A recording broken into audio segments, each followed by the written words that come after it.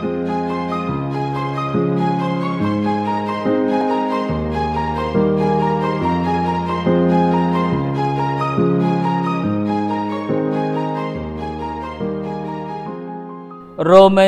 12th chapter, ரோமருக்கு எழுதின நிருபம் 12வது அதிகாரம், from the first verse onwards, 1வது வசனத்திலிருந்து. I beseech you therefore, brethren, by the mercies of God, that ye present your bodies a living sacrifice, holy, acceptable unto God, which is your reasonable service. அப்படி இருக்க சகோதரரே, நீங்கள் உங்கள் சரீரங்களை பரிசுத்தமும் தேவனுக்கு பிரியமான ஜீவ பலியாக ஒப்புக் கொடுக்க வேண்டும் என்று தேவனுடைய இரக்கங்களை முன்னிட்டு உங்களை வேண்டிக் கொள்கிறேன். இதுவே நீங்கள் செய்யத்தக்க புத்தியுள்ள ஆராதனை. By the mercies of God I beseech you, St. Paul here says, தேவனுடைய இரக்கத்தை முன்னிட்டு நான் உங்களை வேண்டிக் கொள்கிறேன். Dear people, St. Paul, up to the chapter of 11, he explains what a depravity in which a man, a sinner, is plunged into. 11வது அதிகாரம் மட்டுமாக பவுல் ஒரு பாவி என்பவன் எவ்வளவு ஒரு பயங்கரமான படுகொலிக்குள் விழுந்திருக்கிறவன் என்பதை குறித்து சித்தரிக்கிறார். Not only that, and what a great redemption which God has done for a sinner is also explained up to the chapter of 11. இந்த 11வது அதிகாரம் மட்டுமாக தேவன் எவ்விதமாக இந்த ஒரு விழுந்து போன பாவியை உயர்த்தும்படியாக, in order to deliver him, அவனை விடுவிக்கும்படியாக, in order to make him to be a person uplifted up to his glory, தம்முடைய மகிமைக்கென்று எழுப்பி மேலான நிலையில் வைக்கும்படியாக, how God himself, தேவன் தாமே, the very God of heaven and the earth, வானத்தின் பூமியும் தேவன் தாமே, how he came down and suffered and died in the hands of the wicked people. அவர் இந்த வானத்தின் மகிமையெல்லாம் விட்டு பொல்லாத மனிதருடைய கரங்களில் பாடுபட்டு, how he was crucified and rose again in order to deliver you and me. உன்னையும் என்னையும் விடுதலை ஆக்கும்படியாக தேவன் எவ்விதமாக உயிர்த்தெழுந்தார் என்பதை குறித்து சொல்லுகிறார். So St. Paul, he clearly exposes, or here he explains what a beautiful process by which a sinner could be redeemed from the life of misery, from the life of an eternal punishment.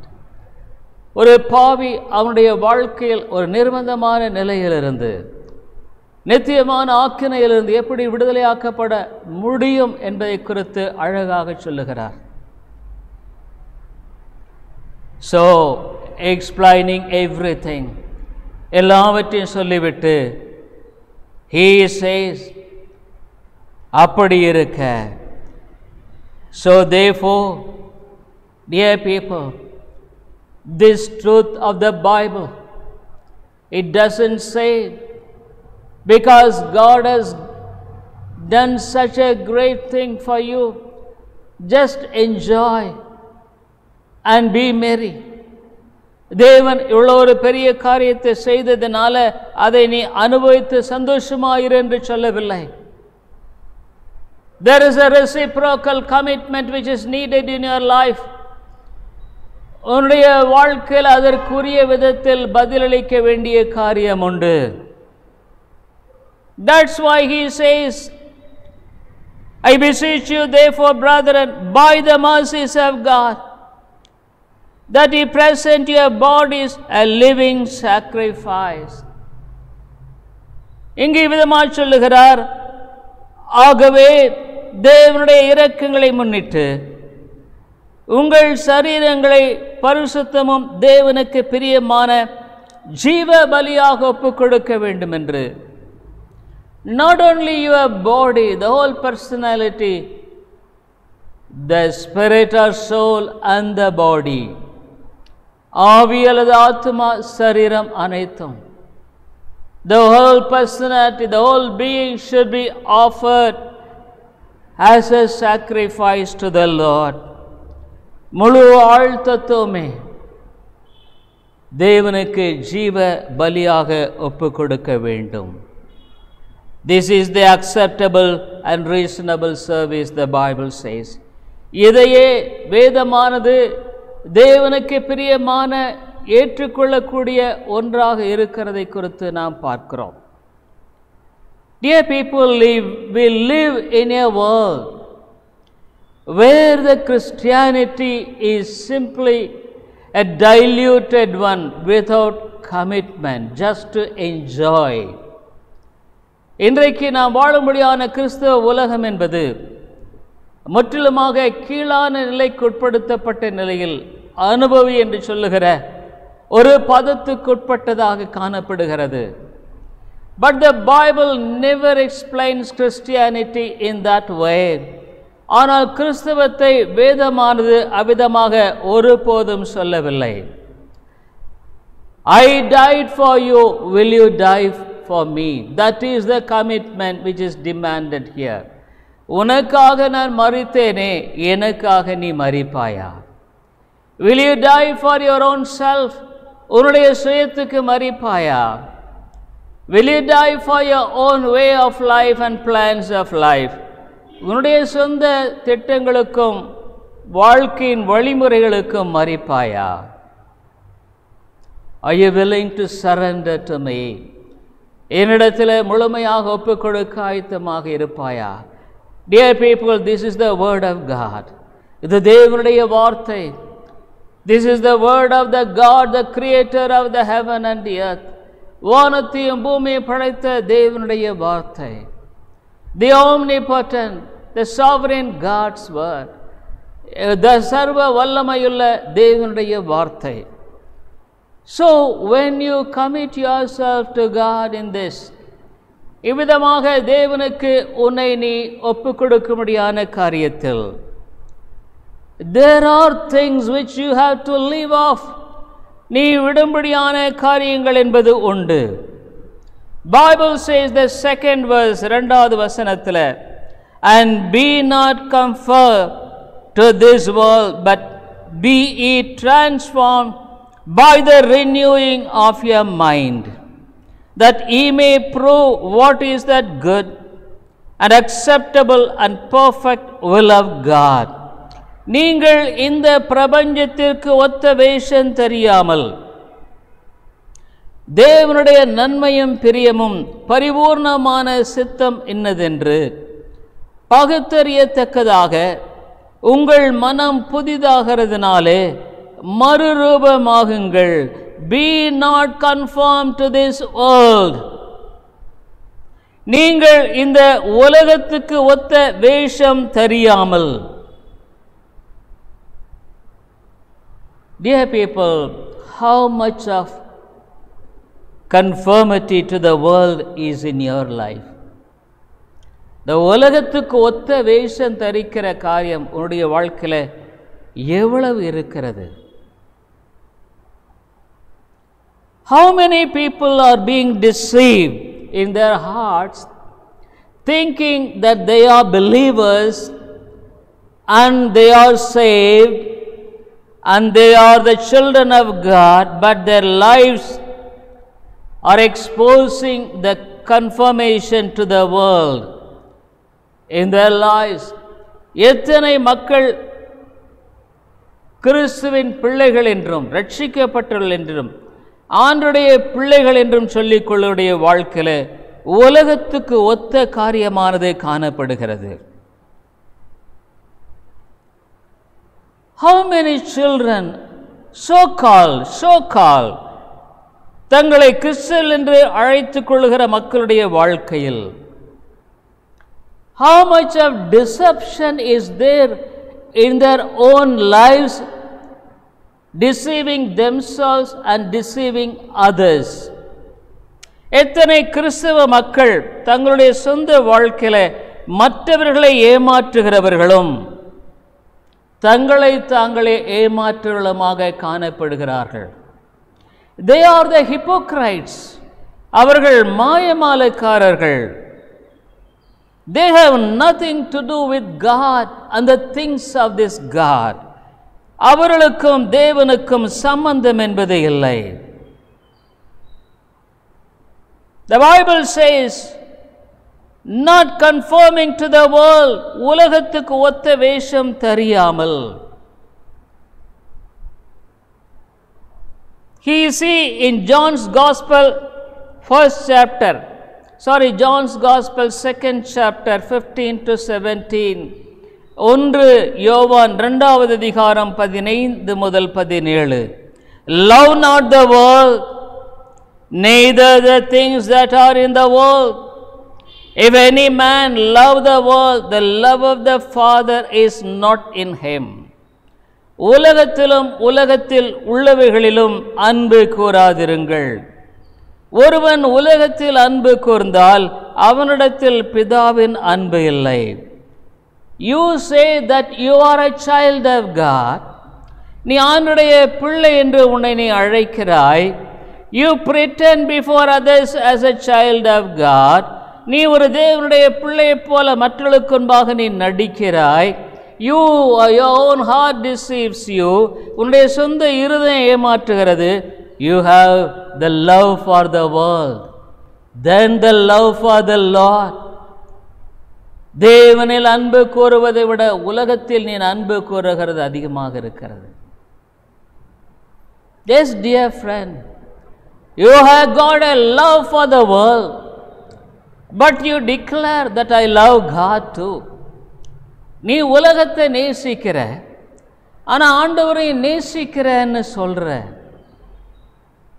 Dear friend, you are deceiving yourself and you are not deceiving anybody else. உன்னை நீ ஏமாத்திக்கிற, வேற யாரையும் நீ ஏமாத்திரல. You don't know who this God is. இந்த தேவன் யாருங்கிறது உனக்கு தெரியல. This great God, எவ்வளோ பெரிய தேவன், the creator of the heaven and the earth, வானத்தைய பூமி படைத்த தேவன், the sovereign God, சர்வ வல்லமையுள்ள தேவன். I tell you, he can vanish you in no time. உன்னை இந்த உலகத்திலிருந்து மறைந்து போக சன நேரத்தில் செய்யக்கூடியவர். But he is a God of long suffering. நீடிய பொறுமையுள்ளவராக இருக்கிறார். He is a God of goodness. நல்லவராக இருக்கிறார். He is a God of love. அவர் அன்புள்ளவராக இருக்கிறார். He is a God of mercy. இரக்கமுள்ளவராக இருக்கிறார். Above all, he is a God of grace. அவர் கிருபையுள்ளவராக இருக்கிறார். Dear people, on the one hand, he is a dreadful person. ஒரு பக்கத்தில் ஒரு பயங்கரமானவர். Who can stand against his wrath? அவருடைய கோபாக்கினைக்கு முன்பாக யார் நிற்க முடியும்? He is such an awesome God. ஒரு பயங்கரமான தேவன் இவர். I tell you, dear people, in spite of his such a great power he has got, அவ்வளவு பெரிய வல்லமையை அவர் பெற்றவராக இருந்தும், he is patient with you. அவனோடு கூட பொறுமையாக இருக்கிறார். There is nothing other than the reason with which I put forth for you and I being spared in the world. அதை தவிர இந்த உலகத்தில் நீயும் நானும் இன்னைக்கும் உயிரோடு இருக்கிறதுக்கு வேற காரணமே இல்லைப்பா. There is no other reason. காரணமே இல்லை. Oh dear people, man could not bear your way of hypocrisy and your way of behavior in spite of hearing God's word, knowing God's word. ஒரு சாதாரண மனுஷனை கூட எவ்வளவோ ஆண்டுடைய வார்த்தையை கேட்கிற உன்னுடைய வாழ்க்கையின் காரியங்களை பார்க்கும் பொழுது அவனால் பொறுத்து கொள்ள முடிவதில்லை. He could really declare in his own heart. Probably he may not talk to you to say so. உங்கள்கிட்ட ஒருவேளை அவ்விதமாக அங்கே சொல்லும்படியான அவ்விதமான காரியம் இல்லாமல் இருக்கலாம். ஆனால் நீ சரியில்லைங்கிறத ஒரு மனிதன் தன்னுடைய இருதயத்தில் அனுமானிக்கக்கூடிய விதத்தினுடைய வாழ்க்கை இருக்கிறது. But for God, He who knows everything of all the things of your life, உன்னுடைய வாழ்க்கையுடைய எல்லாவற்றையும் அறிந்திருக்கிற இந்த தேவனுக்கு முன்பாக, who knows every thought of yours, உன்னுடைய ஒவ்வொரு எண்ணங்களையும் அறிந்திருக்கிற தேவனாகியவருக்கு முன்பாக, every deceiving nature which is lurking in your heart, உன்னுடைய இருதயத்தில் மறைந்திருக்கிற எல்லா விதமான வஞ்சகமான சுபாவங்களின் மத்தியிலும், every pretension of your own wickedness, உன்னுடைய சொந்த பொல்லாப்பை மறைக்கும்படியாக ஏமாற்றும்படியான காரிகிற இவைகள் எல்லாவற்றின் மத்தியிலும், why God should still be patient with you and me, ஏன் ஆண்டவர் உன்னோடும் என்னோடும் பொறுமையுள்ளவராக இருக்க வேண்டும்? What is the necessity of it? அதனுடைய அவசியம் என்ன? Dear people, that you must repent and turn to God. Truly, நீ மனம் திரும்பி ஆண்டவர் பக்கமாக உண்மையாக மனம் திரும்ப வேண்டும் என்பதுதான். Dear people, you and I can't bring down the standard of God's word. ஆண்டவருடைய வார்த்தையின் அளவை நீங்களும் நானும் கீழே கொண்டு வர முடியாது. The standard of God stands ever the same. ஆண்டவருடைய அளவு என்பது எப்பொழுதும் ஒன்றாகவே இருக்கிறது. The Bible says you must offer yourself as a sacrifice. உன்னை நீ ஜீவ பலியாக ஒப்புக் கொடுக்க வேண்டும் என்று வேதம் சொல்லுகிறது. Next thing he says, that is the positive statement in the first verse. ஒன்றாவது வசனத்தில் நேர்மறையான விதத்தில் சொல்லப்படுகிறது. The negative side of it, எதிர்மறையான காரியத்தை இரண்டாவது அந்த வசனத்தில் நாம் பார்க்கிறோம். Not conforming to the world, உலகத்துக்கு ஒத்த வேஷம் தெரியாமல். The Bible is very clear. வேதமானது வெகு தெளிவாக சொல்லுகிறது. Love not the world, neither the things that are in the world. உலகத்திலும் உலகத்தில் உள்ளவைகளிலும் அன்பு கூறாதிருங்கள். ஒருவன் உலகத்தில் அன்பு கூர்ந்தால் அவனிடத்தில் பிதாவின் அன்பில்லை. If any man love the world, the love of the Father is not in him. It is very definite. தெளிவாக சொல்லுகிறதை பார்க்கிறோம். Dear people, how much you are trying to bring both of this together in your life. இந்த ரெண்டையும் ஒன்றாக இணைக்க உன் வாழ்க்கையில் எவ்வளவாக நீ பாடுபடுகிறாய்.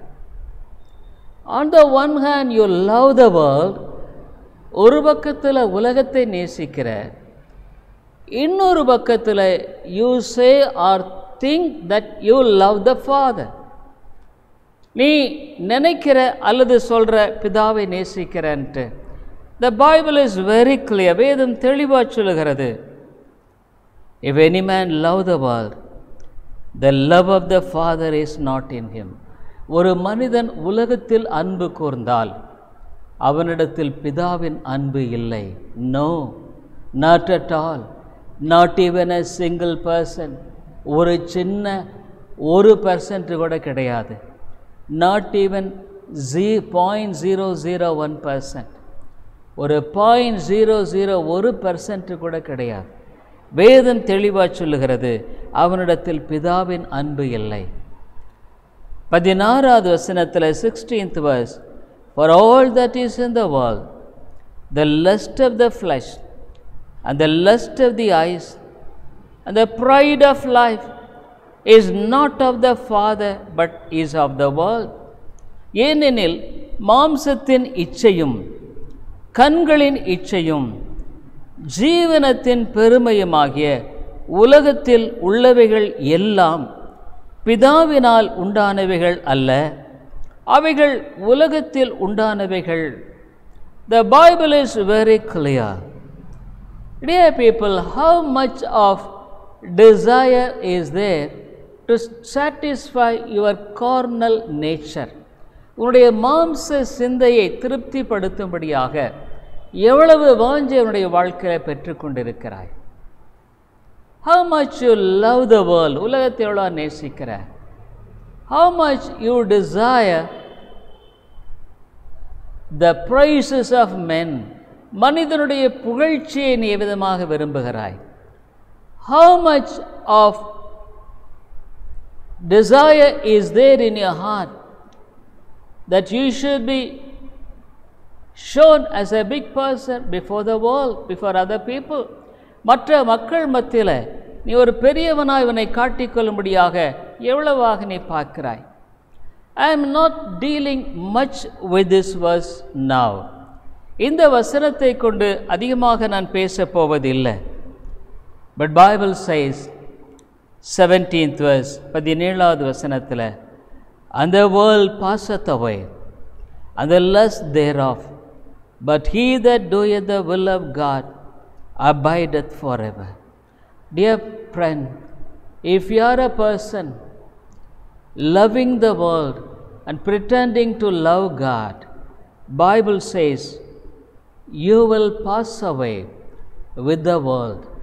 நீ உலகத்தை நேசித்து நீ ஆண்டவரை நேசிப்பதைப் போல காணப்படுவாயானால் உன்னுடைய வாழ்க்கையில் இந்த உலகம் எவ்விதமாக ஒழிந்து போகுமோ அவ்விதமாக நீயும் ஒழிந்து விடுவாய்.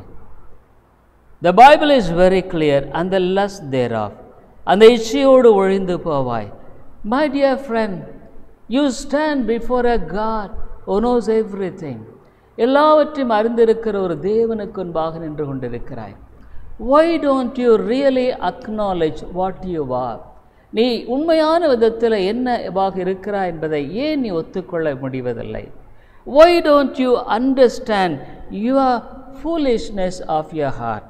உன்னுடைய இருதயத்தினுடைய மதியனத்தை ஏன் உன்னால் விளங்கிக் கொள்ள முடியல? Is it not a terrible thing before God, a holy God? ஒரு பயங்கரமான பரிசுத்த தேவனுக்கு முன்பாக ஒரு பயங்கரமான காரியம் இல்லையா? Who knows everything of you? உன்னின் எல்லா காரியங்களையும் அறிந்திருக்கிற அவரிடத்தில் how can you pretend, and how long will you continue in your own way of pretendence? நீ எவ்வளவு தூரம் நடித்து உன்னுடைய வாழ்க்கையில் எவ்வளவு காலம் இதில் நீ போவேன்னு நீ நினைக்கிற? How long will you pull on with this pretension? எவ்வளவு காலம் இந்த நடிப்பில் உன் வாழ்க்கையில் நீ போய் கொண்டிருப்பாய்? அங்கே தொடர்ந்து சொல்லுகிறார். He continues to say, be not conformed to the world. உலகத்துக்கு ஒத்த வேஷம் தெரியாமல் தேவனுடைய நன்மையும் பிரியமும் பரிபூர்ணமான சித்தம் என்னதென்று பகுத்தறியத்தக்கதாக உங்கள் மனம் புதிதாகிறதுனாலே மறுரூபமாகுங்கள். But be transformed by the renewing of your mind, that ye may prove what is that good and acceptable and perfect will of God. The Bible is very clear. Don't be conformed to the world. உலகத்துக்கு ஒத்த வேஷத்தை நீ தரிக்காத. But be transformed by the renewing of your mind. அருமையானே, a true Christian has got this nature of growing in being transformed in the mind. அவன் மனம் புதிதாகிற ஒரு வாழ்க்கையில் வளருகிறவனே ஒரு மெய்யான கிறிஸ்தவன். How long you hear God's word? அவனுடைய வார்த்தை எவ்வளவு காலம் கேட்கிற? How long you go to a church where the word of God is preached rightly? தேவனுடைய வார்த்தை சரியாய் பிரசங்கிக்கிற ஒரு சபைக்கு எவ்வளவு காலம் நீ போய் கொண்டிருக்கிறாய்? What is the real change of your mind which is taking place in your life? Shows you how much you are truly sincere in following the Lord. இதில் உன் மனசில் எந்த அளவுக்கு மறுரூபமாய் கொண்டிருக்கிறாய் என்பதனுடைய அளவு நீ ஆண்டவரை எந்த அளவுக்கு பின்பற்றுகிறாய் என்பதை காட்டுகிறதாக இருக்கிறது. The churches are full of deceiving people. சபைகள் ஏமாற்றுகிற மக்களினால நிரம்பி இருக்கிறது. On the one hand, people are deceiving themselves by expecting, teaching, preaching miracles, this and then, prophecy and many other things. ஒரு பக்கம் சபைகளினால போதிக்கிறவர்களும் மக்களும் அற்புதங்கள், அடையாளங்கள், தீர்க்கதரிசனங்கள் என்று போய்கொண்டிருக்கிற ஒரு நிலை. On the other hand, even the places where the word of God is being preached, தேவனுடைய வார்த்தை பிரசங்கிக்கிற இடங்களிலும் கூட truly people are not genuine in following the Lord. ஆண்டவரை உண்மையாய் பின்பற்றுகிற மனது உள்ளவர்களாக உங்கள் வாழ்க்கையில் இல்லை. I tell you dear people, you are not deceiving no one. உன்னை நீ யாரை ஏமாத்துறதில்லை. even the pastor is not being deceived by you. உன்னால் போதகன் ஏமாற்றப்படுகிறதில்லை. he will be rewarded for the thing that he labored for the Lord. ஆண்டவருக்காக அவன் உழைத்ததற்குரிய பலனை நிச்சயமாக தேவன் கொடுப்பார். but you are the fellow, you are the person who will be deceived. நீ தான் ஏமாந்து போற. suppose if you go to eternally lost state, நித்தியமாக இழந்து போன நிலையில் ஒருவேளை நீ வாழ்கிற ஒரு நபராய் போய்விடுவாயானால், frankly speaking, if you go to the hell fire, நீ ஒருவேளை நரகத்துக்கு போவாயானால், who is there to redeem you? உன்னை யார் மீட்க முடியும்? Can you redeem yourself? உன்னை நீ மீட்டுக்கொள்ள முடியுமா? Is there a chance for you to repent after you die? நீ மரித்த பின்பாக மனம் திரும்புவதற்கு ஏதாவது சந்தர்ப்பம் இருக்குமா? Will God be merciful to you after your death? மரணத்துக்கு பின்பாக ஆண்டவரின் பேரில் இரக்கமுள்ளவராக இருப்பாரா? He has been pleading with you for so many years. அநேக ஆண்டுகளாக உன்னிடத்தில் அவர் போராடிட்டார். He pleaded enough with you. உன்னோடு கூட போதுமான அளவு போராடிட்டார். To the maximum extent he pleaded with you. அவர் அதிகபட்ச அளவில் உன்னோடு கூட அவர் போராடிட்டார். But you have been continuing in your own way of life. உன்னுடைய சொந்த வாழ்க்கை வழிமுறையில் நீ தொடர்ந்து வாழ்ந்து கொண்டிருக்கிறாய். Are you serious about the word of God? ஆண்டவருடைய வார்த்தையை குறித்து ஐயோ இப்படி சொல்லுதேன்ற ஒரு ஜாக்கிரதை இருக்குதா? Here he says, இங்கே அவர் சொல்றாரு, தேவனுடைய here he says, transformed by the renewing of your mind. உன்னுடைய மனம் புதிதாகிற ஒரு வாழ்க்கை உன்னிடத்தில் இருக்குதா? I would like to tell you refer two verses regarding this. இதை குறித்து 2 வசனங்களை நான் உங்கள் மத்தியிலே சொல்லும்படியாக விரும்புகிறேன். Dear people, a real person who is concerned about his soul will definitely be serious about this. தன்னுடைய ஆத்துமாவை குறித்த ஒரு அக்கறை உள்ளவன் அவனுடைய வாழ்க்கையில் இதை குறித்து நிச்சயமாய் கருத்துள்ளவனாகத்தான் இருப்பான். Turn with me Ephesians 4:22-24.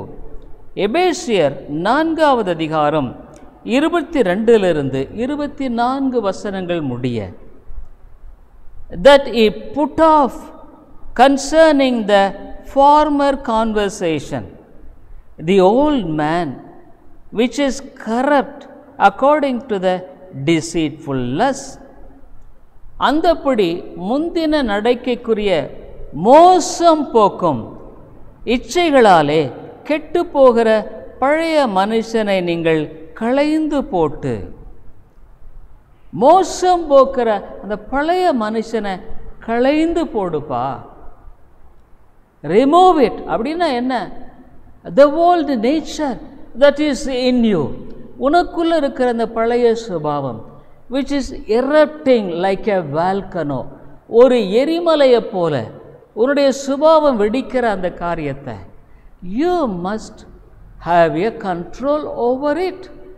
அதை குறித்து நீ ஒரு கட்டுப்பாடு வைத்திருக்க வேண்டும். even when it comes off, அது வெளியே வரும் பொழுது you should try to curb it, அதை நீ தகர்த்தெறிய வேண்டும். but you give all the room and facilities for your old man and the lust thereof. பழைய மனுஷனுக்கு இச்சைக்குரிய காரியங்களை உன் வாழ்க்கையில் நீ முழுக்க இடம் கொடுக்கிறையே.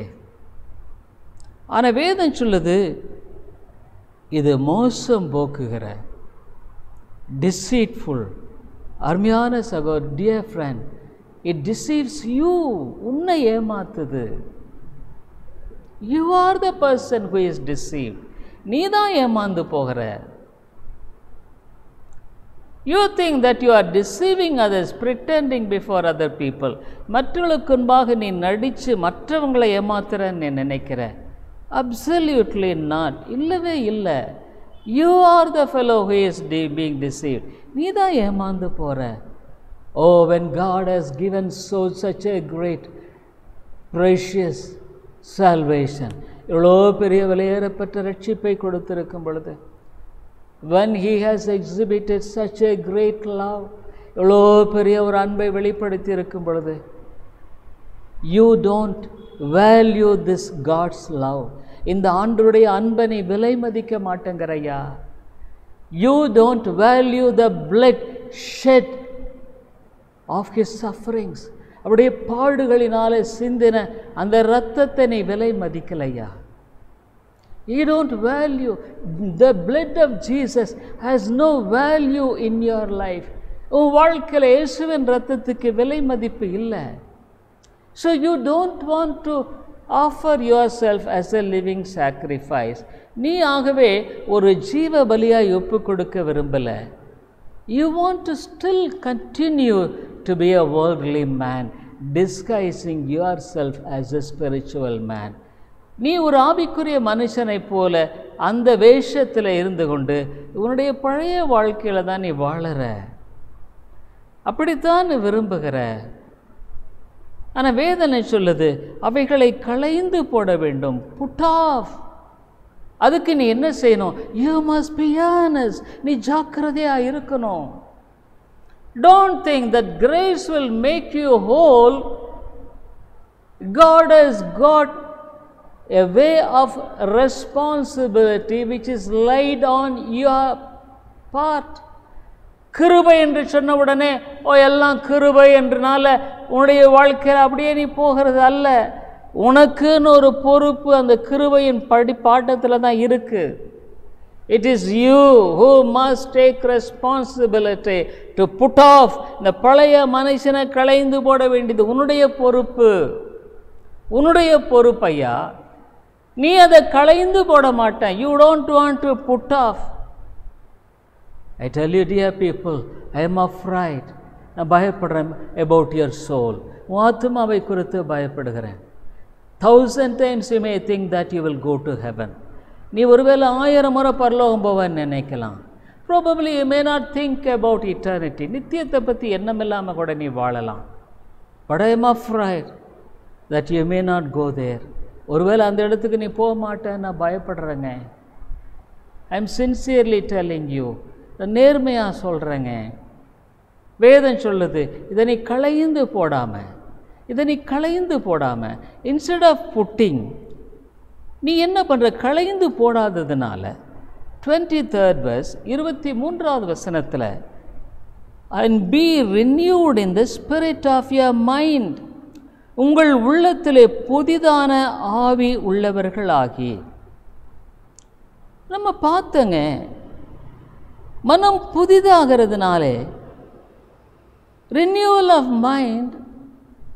Yes, he says put off the old man and put on the new man. புதிய மனுஷனை உங்களுடைய உள்ளத்திலே புதிதான ஆவி உள்ளவர்களாகி.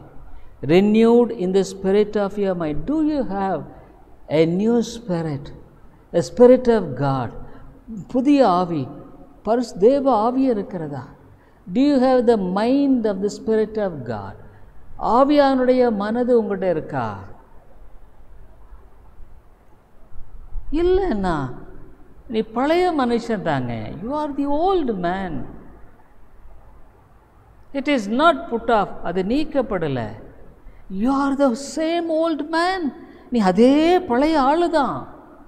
You go to church now, சபைக்கு போகிற. யூ சேஞ்ச் யுவர் நேம், பேர் மாற்றிருக்கிற. Other than that probably some external changes, வெளியே சில மாற்றங்கள். I am very honest with you, dear friend. நான் நேர்மையாக தான் பேசுவேன். Because your soul is more important. உன்னுடைய ஆத்மா ரொம்ப ரொம்ப முக்கியமானது. We live among deceptive preachers of plenty. ஏமாத்திர போதகர்கள்னால நிரம்பி இருக்கிற உலகத்தில் வாழ்ந்து கொண்டிருக்கிறோம். Churches of full packed with deceiving preachers. சபைகள் ஏமாத்திர பிரசங்கிகளெல்லாம் நிரம்பி இருக்கிறது. The churches are den of thieves. சபைகள் கள்ளர் குகையாய் போச்சு. No preaching of God's word. அவனுடைய வார்த்தையை பிரசங்கம் பண்ணுகிறதில்ல. It's a pity they themselves don't really know God's word. அவர்களே ஆண்டுடைய வார்த்தை அறிந்தவர்கள் அல்ல. What a sad thing it is. என்ன ஒரு பரிதாபமான நிலை. I beg the Spirit of God to speak to you. பரிசுத்த ஆவியானோடு கூட பேசணும்னு நான் விரும்புகிறேன். I don't want to flatter you. உன்னை முகஸ்துதி பண்ண நான் விரும்பலை. இன்னொன்று சொல்கிறாரு. அவர் என்ன சொல்கிறாருன்னா, அந்த 24th verse 24வது வசனத்தில், and that he put on the new man, which after God is created in righteousness and true holiness. மெய்யான நீதியிலும் பரிசுத்தத்திலும் தேவனுடைய சாயலாக சிருஷ்டிக்கப்பட்ட புதிய மனுஷனை தரித்து கொள்ளுங்கள். God is created in righteousness. Put on the new man and true holiness. மெய்யான நீதியிலும் பரிசுத்தத்திலும். Oh dear people, we are not perfect people. பரிபூர்ணமானவர்கள் அல்ல. I am not a perfect man. பரிபூர்ணமானவன் அல்ல. But I humble myself before God. தேவனுக்கு முன்பாக என்னை நான் தாழ்த்துகிறேன். Lord, cleanse me, change me, purify me. ஆண்டவரே, என்னை சுத்திகரியும், பரிசுத்தப்படுத்தும், என்னை மாற்றும். Without the help of the Holy Spirit, பரிசுத்த ஆவியானுடைய துணை இல்லாமல் I can't, என்னால் முடியாது. I could not, என்னால் முடியல ஆண்டவரே. Lord, help me. ஆண்டவரே, எனக்கு நீர் உதவி செய்யும். Yes, I can't change myself. என்னை நான் மேற்றிக்கொள்ள முடியாது. But I could cry to God for the mercy. ஆனால் இரக்கத்துக்காக நான் கெஞ்சலாம் இல்லையா? Oh, the Bible says, மெய்யான நீதியிலும் true righteousness and true holiness. Oh dear people, the righteousness of God, தேவனுடைய நீதியை நான் தரித்து கொள்ள வேண்டும். Because my righteousness is filthy rags. என்னுடைய நீதி அழுக்கான கந்தை. I need the righteousness of God. தேவனுடைய நீதி எனக்கு தேவை. I must be clothed with the righteousness of God, the righteousness of salvation. தேவனுடைய நீதியினால நான் தரிக்கப்பட வேண்டும். நீதியின் சால்வையினால, ரட்சிப்பின் சால்வையினால நான் தரிப்பிக்கப்பட வேண்டும். நான் தாமே உடுத்து வைக்கப்பட வேண்டும். Lord, do it for me. ஆண்டவரே, எனக்காக செய்தருளும். Do it in me, O God. எனக்குள்ளாக நீர் செய்தருளும்.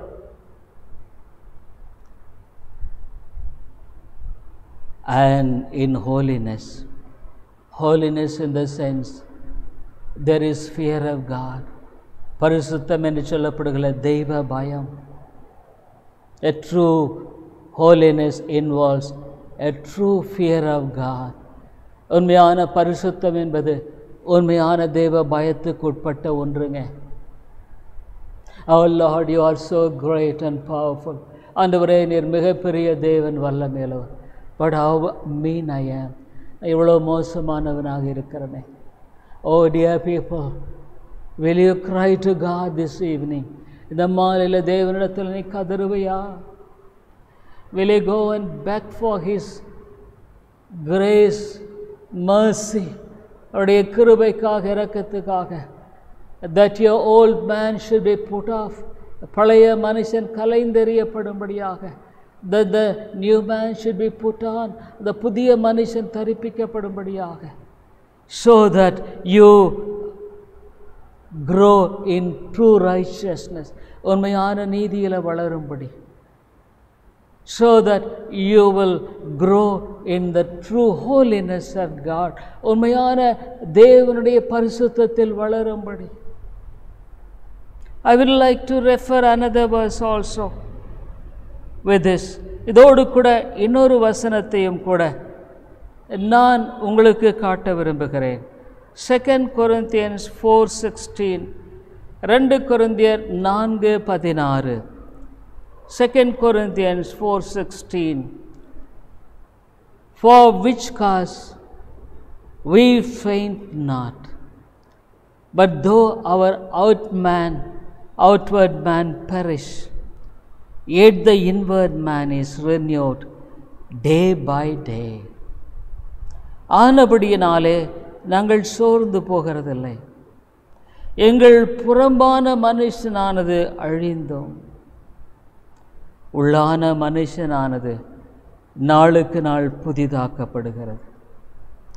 Day by day, day by day, every day, as I live after my conversion, ரட்சிக்கப்பட்ட பின்பாக, after I know God's grace in my life, அவருடைய கிருபை அறிந்து கொண்ட நாள் முதல்,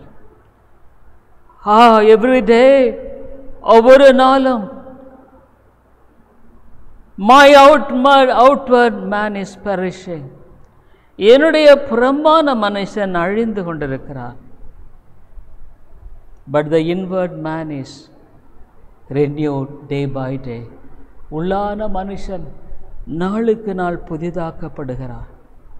Oh dear friend, I tell you, because you don't know this God, who He is, இந்த தேவன் யாருங்கிறது நீ அறியாததுனால, ஐயோ, how much of self complacency, உனக்குள்ள எவ்வளவு சுய திருப்தி, self complacency of your own religion, பக்தியை குறித்து உனக்குள்ள எவ்வளவு திருப்தி. You have so much of things that you are so much of satisfied, which is not truly spiritual. உண்மையான ஆவிக்குரிய காரியங்கள் இல்லாத காரியங்களில் நீ எவ்வளவு திருப்தி அடைந்திருக்கிறாய், எவ்வளவு திருப்தி அடைஞ்சிருக்கிறாய். Because you don't know this God. ஏன்னா இந்த தேவனை நீ அறியலைங்க. You don't know how awesome He is. இவ்வளோ ஒரு பயங்கரமான என்பதை நீ அறியாமல் வாழ்ந்து கொண்டிருக்கிறாய். Oh dear people, I tell you, I believe this Bible. இந்த வேதத்தை நான் நம்புகிறேன். Every person in the world who is born has got an eternity. இந்த உலகத்தில் பிறந்த ஒவ்வொரு மனுஷனும் ஒரு நித்தியம் என்பது அவனுக்கு உண்டு. He will not die. அவன் மரிக்க போவது கிடையாது. It is true, he was born in this world. இந்த உலகத்தில் அவன் பிறந்தது உண்மைதான். But he will never die. அவன் ஒருபோதும் மரிக்கிறது இல்லை. Probably a cow, when it dies, it's all. ஒரு மாடு மரித்து போகுமானால் அவ்வளோதான், அதோடு முடிந்து விட்டது. Suppose a goat dies, that's all, it's finished. ஒரு ஆடு மரிக்குமானால் அது மரித்து முடிந்து விட்டது. Suppose if a hen, ஒரு கோழி dies, மரிக்குமானால், that's all. But dear people, if you are a man, நீ ஒரு மனுஷனாக இருந்தா, if you are a human being, ஒரு மனுஷனாக நீ இருப்பாயானால், you won't die. நீ மரிக்க போகிறது இல்லை. Whether you believe it or not, இதை நீ நம்புறையோ நம்பலையோ, whether you accept it or not, இதை ஏற்றுக்கொள்றியோ ஏற்றுக்கொள்ளலையோ, whether you know it or not, நீ அறிந்திருக்கிறையோ அறிந்து கொள்ளலையோ, you live forever. நீ எப்பொழுதும் வாழ்கிற. because man was created with the breath of God. மனிதன் ஜீவ சுவாசத்தினால உண்டாக்கப்பட்டவன், சிருஷ்டிக்கப்பட்டவன். will God's breath die? தேவனுடைய ஆத்துமா செத்து போகுமா? it will never. இல்லை. so every person in the world, whether he is rich or poor, பணக்காரனாக இருக்கலாம், ஏழையாக இருக்கலாம், maybe famous in the world or a simple man in the world, ஒருவேளை புகழ் பெற்றவனாக இருக்கலாம், ஆனால் ஒரு சாதாரண மனுஷனாக இருக்கலாம். oh dear people, he has got in eternity to live. அவன் ஒரு நித்தியமாக வாழ வேண்டியவன். where will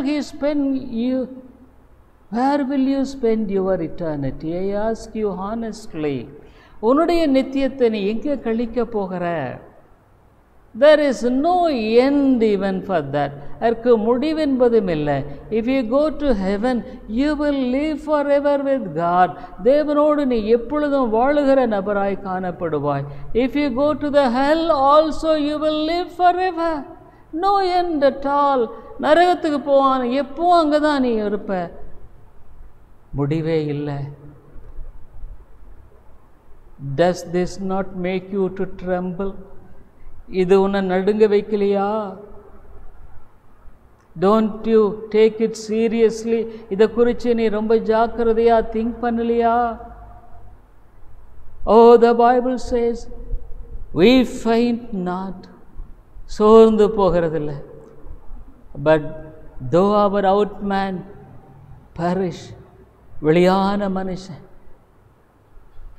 the things pertaining to the outward man, வெளியான மனுஷனுக்குரிய காரியங்கள், the confirmation of the world, உலகத்துக்கு ஒத்த வேஷத்தை அறிந்தவர்களுக்கு நாங்கள் மறிக்கிறோம். I am dying to that. I am dying. but inward man, உள்ளான மனுஷன், I am being renewed every day. ஒவ்வொரு நாளும் நான் புதுப்பிக்கப்படுகிறேன்.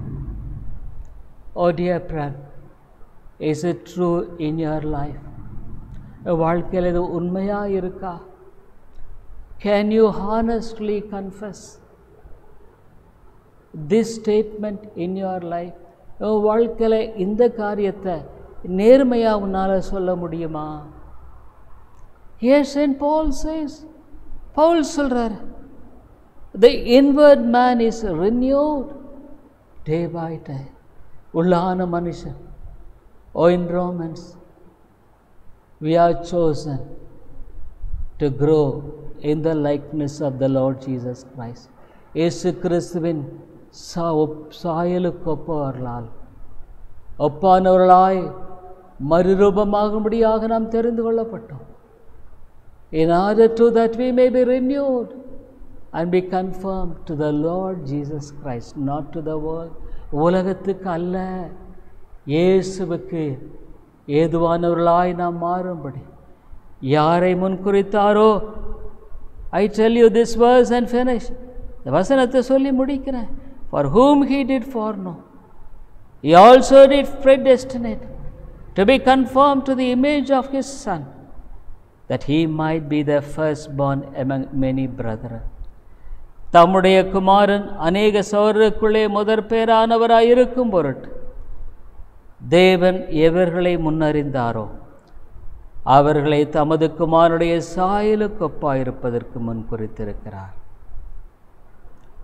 that he might be the firstborn among many brethren, be conformed to the image of his Son, not being conformed to the world.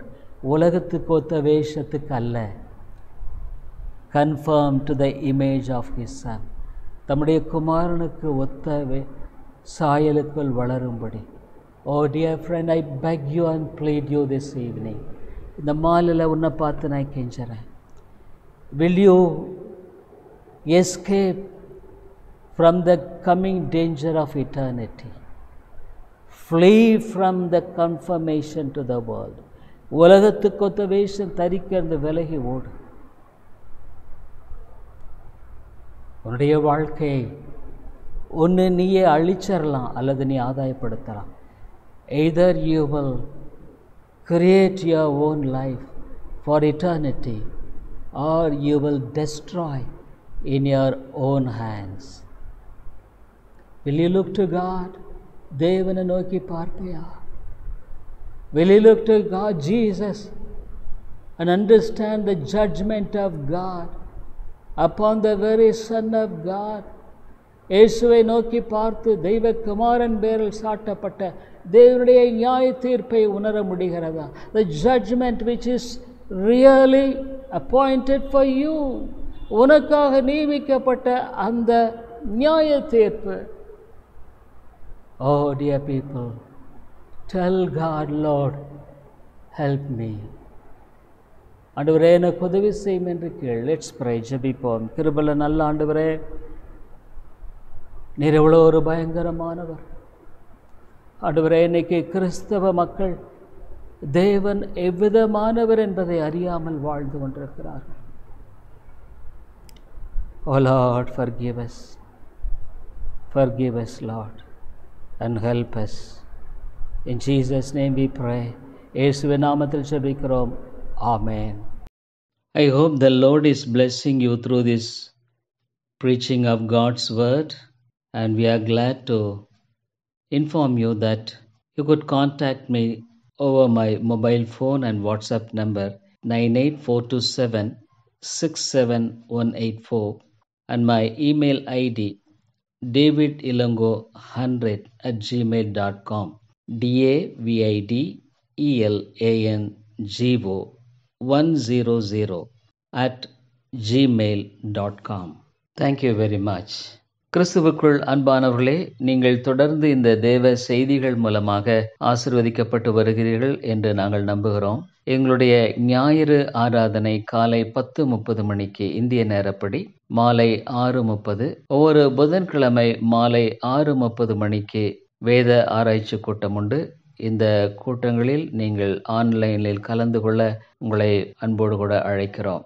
மேலும் உங்களுடைய ஆவிக்குரிய பாரங்களை நீங்கள் தயவுசெய்து எங்களோடு கூட பகிர்ந்து கொள்ளலாம். இன்னுமாக உங்களுக்கு ஆவிக்குரிய ஆலோசனை அல்லது இந்த சத்தியத்தை குறித்த தெளிவோ அல்லது விளக்கமோ தேவையானாலும் கூட என்னோடு கூட நீங்கள் தொடர்பு கொள்ளலாம். என்னுடைய வாட்ஸ்அப் எண், இன்னுமாக மொபைல் எண் 9842767184 9842767184.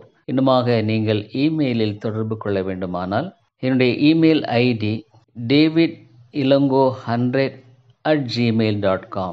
davidelango100@gmail.com. நன்றி.